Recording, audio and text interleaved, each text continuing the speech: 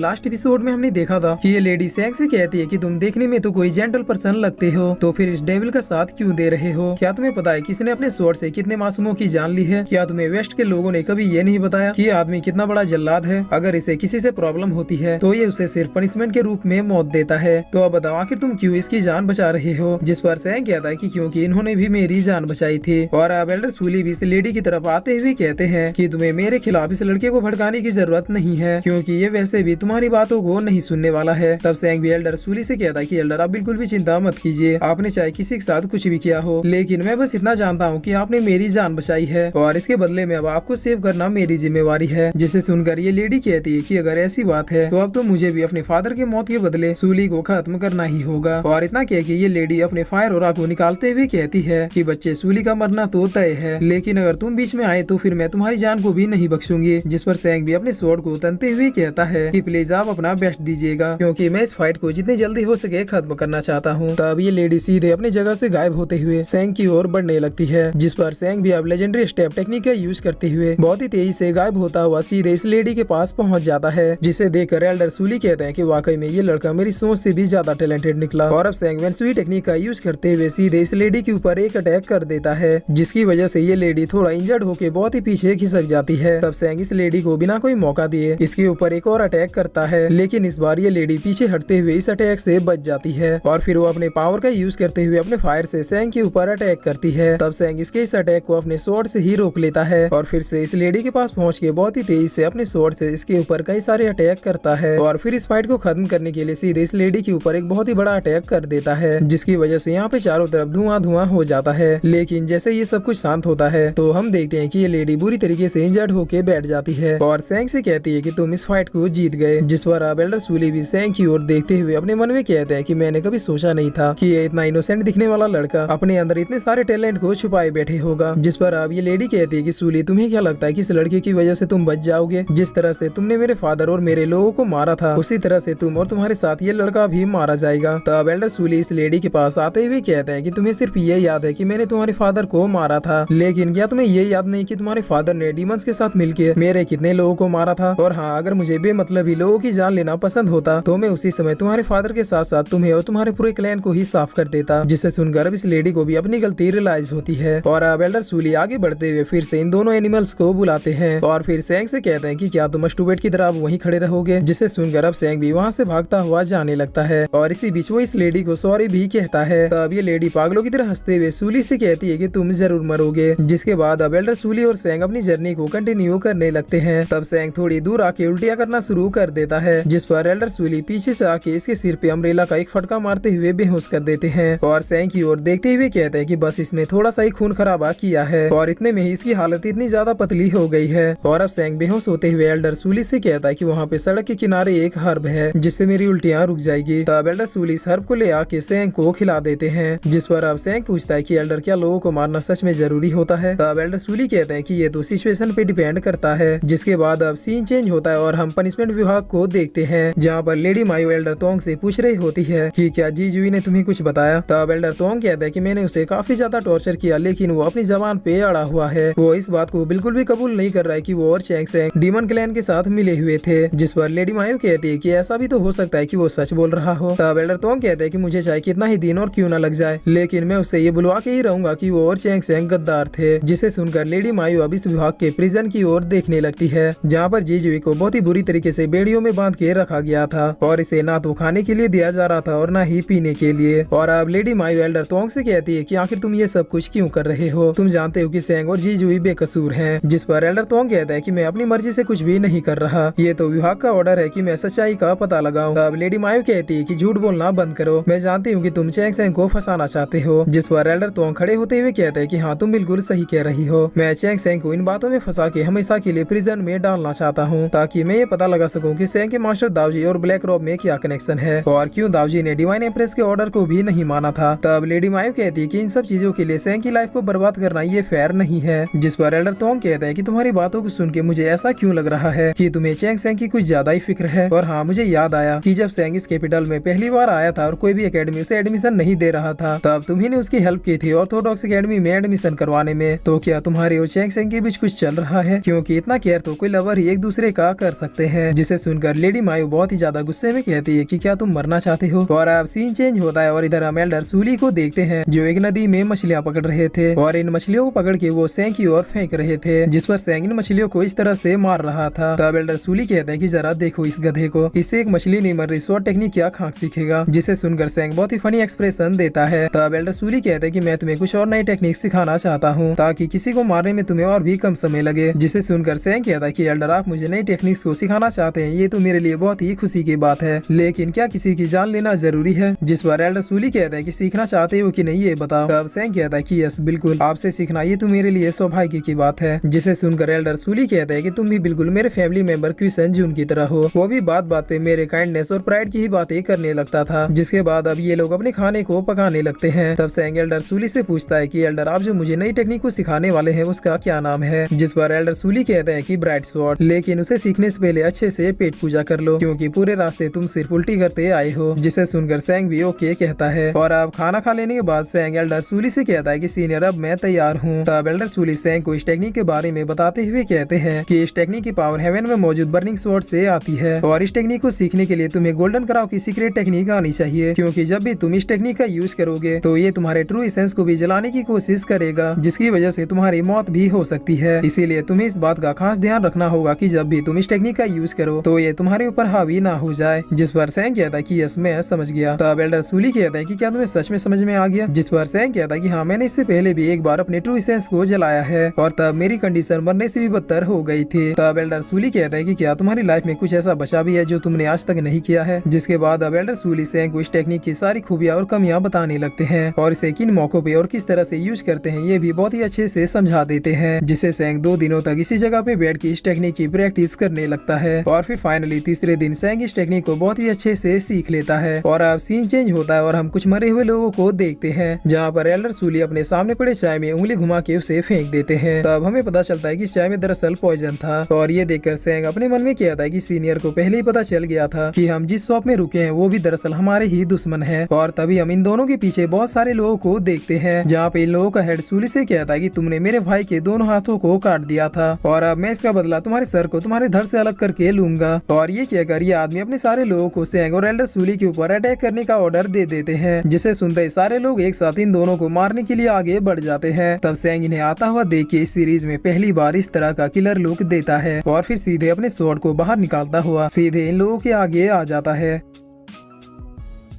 और फिर इसी के साथ ये एपिसोड यहीं पे खत्म होता है।